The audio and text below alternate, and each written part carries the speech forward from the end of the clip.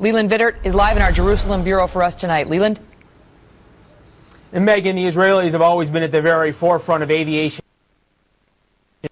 about exactly how they do it. They don't want to tip their hand. We do know, though, that in light of the Malaysian airliner issue, that they have now said that foreign airliners approaching Israeli airspace need to identify themselves, and the pilots need to authenticate that they are in control of the aircraft nearly 2 times as far away as they had in the past. The Israelis have also heightened their air defense alert status, and at least one source has told us they have now moved around some of their air defense missile systems. The threat of the Malaysian airliner in rogue hands is a very real one for the Jewish state, especially because there is so little they can do about it. Let's make this very real world. First, the map that we have seen for so long in terms of where the Malaysian airliner could end up, where Flight 370, if it had been hijacked, could have landed. Countries like India, Pakistan, Bangladesh, possibly even islands there inside the Indian Ocean. If refueled from there, very easy to fly nonstop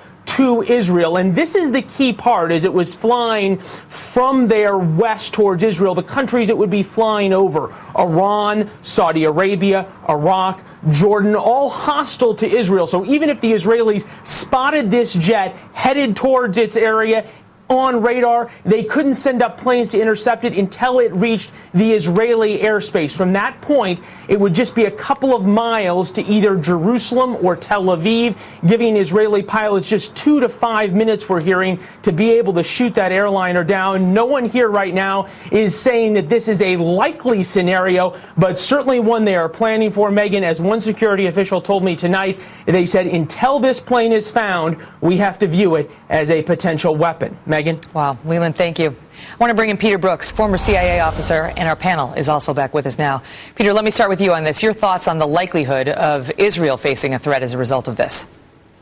Well, Israel is in a very tough neighborhood, and certainly there has been talk in the past of an act like this that could be perpetrated against Israel. So they're obviously alarmed.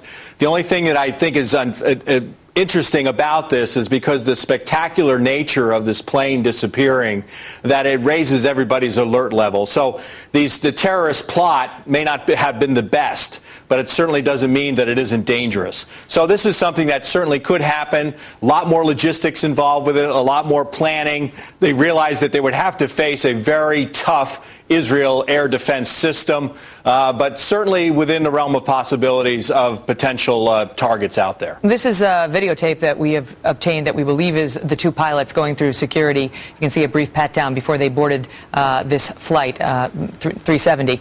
Peter, I want to ask you, if you're going to hijack a plane in order to use it against Israel, why not do it in some place closer to Israel so you can just go over and attack Israel? Right. Well, there are a lot of plots that are foiled, Megan. And this, if it's a terrorist plot or the idea of flying a plane with big, bags of fuel attached to it into an Israeli city, I mean, not all terrorist plots get through. I mean, we've had 60 in the United States since 9/11, and only a few have been successful. So maybe it's not the best plan out there, but it certainly is possible that that's the case. What do you make of the reports that came out in court testimony that Al-Qaeda had been considering a plan to take over the cockpit of a plane, of a Malaysian plane, and hijack it very recently?